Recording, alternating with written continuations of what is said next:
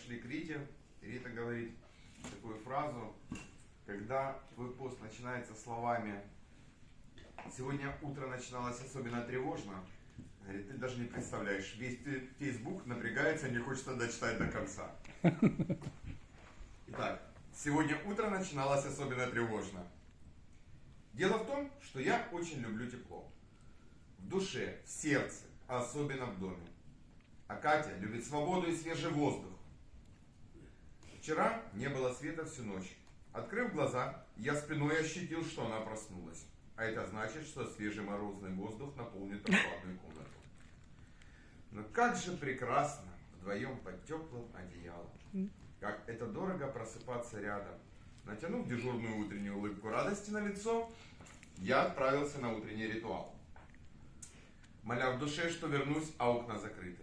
Молитва услышана, но за все надо платить. И вот мы стоим, наслаждаемся заснеженным двором. И я впервые оценил красоту ненастной погоды. Как будто до этого я смотрел, но не видел. Спасибо, Катюше, что научила видеть прекрасное в любой погоде, да и в жизни. И тут мои раздумья прервал голос любви к родине, звучащий устами моей благоверной. Найди лопату и очисти лестницу, а то молодежи плевать. А я, вы знаете, вот просто обожаю искать лопаты и лестницы чистить. Но вслух сказал, конечно же, другое. Кто ищет, тот всегда найдет. Вот и я, уже с лопатой наперевес, марширую через двор. Дойдя до лестницы, мне был проведен инструктаж с примером, что я должен делать.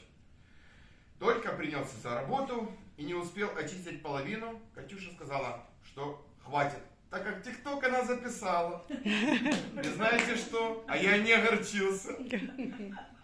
Сегодня Лапочка решила быть скульптором. А у нас каждый день она в новой роли. Сначала привлекала, потом пугала. А сейчас принял просто как факт.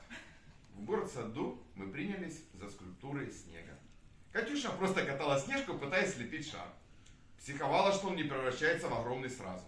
А если что-то не получается сразу, то она, как маленький ребенок, теряет к этому интерес.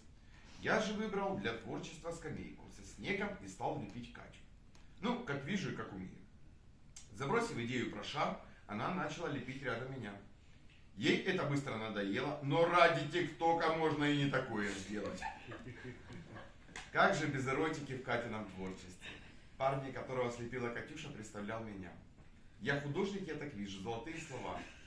Единственное, что меня польстило, так это одна часть тела, которая была по колено.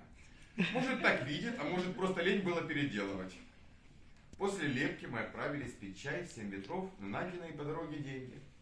Там ничего необычного. Те же разговоры и та же крепость позиции. Стали свидетелями отстаивания этой позиции. Катюша сказала, что надо уходить. Знаете, я иногда не чувствую опасности, а иногда она.